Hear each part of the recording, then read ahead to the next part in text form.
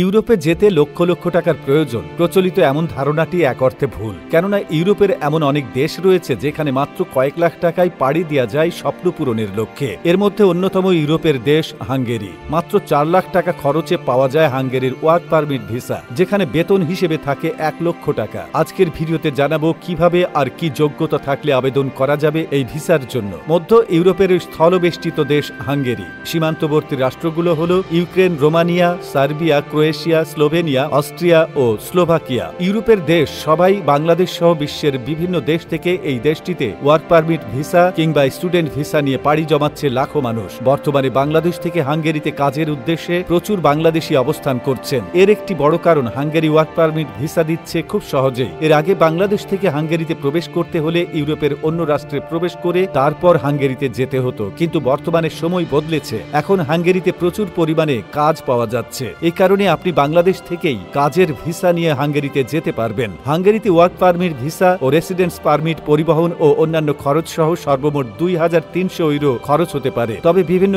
এজেন্সির মাধ্যমে যেতে গেলে খরচ পড়বে 4 থেকে 8 লাখ টাকা। আপনি যদি হাঙ্গেরিতে ওয়ার্ক পারমিট ভিসা পেতে চান তাহলে অবশ্যই আপনাকে বাংলাদেশের সরকারি বা বেসরকারি এজেন্সিতে যোগাযোগ করতে হবে। তবে সরকারি এজেন্সির মাধ্যমে ভিসার জন্য আবেদন করা সহজ ও সবচেয়ে উত্তম। হাঙ্গেরিতে কাজ করার জন্য বাংলাদেশি নাগরিকদের সাধারণত লিগ্যাল ওয়ার্ক পারমিটের জন্য আবেদন করতে হবে। বর্তমানে ওয়ার্ক পারমিট পাওয়া একটু চ্যালেঞ্জিং হলেও ভিসা পাওয়া সহজ। আপনি যদি হাঙ্গেরিতে দীর্ঘমেয়াদী বসবাস করার পরিকল্পনা করে থাকেন তাহলে অবশ্যই আপনাকে বাংলাদেশ থেকে ওয়ার্ক পারমিট নিয়ে হাঙ্গেরিতে প্রবেশ করতে হবে। আপনারা যারা বাংলাদেশ থেকে হাঙ্গেরিতে কাজের ভিসার জন্য আবেদন করবেন তাদের নিম্নবর্ণিত কিছু কাগজপত্র অনলাইনে এবং হাঙ্গেরি এম্বাসিতে জমা দিতে হবে। তাই কি ধরনের কাগজপত্র প্রয়োজন পড়বে তা এখনই দেখে নিন। প্রথমেই অনলাইনে হাঙ্গেরির ভিসা আবেদনের ফর্ম পূরণ করে জমা দিতে হবে। এরপর আপনার বৈধ অরিজিনাল পাসপোর্টের ফটোকপি জমা দিতে হবে। 2 কপি রঙিন পাসপোর্ট সাইজের ছবি এবং ছবিগুলো অবশ্যই সত্যায়িত থাকতে হবে। শিক্ষাগত যোগ্যতার সকল অরিজিনাল সার্টিফিকেট সহ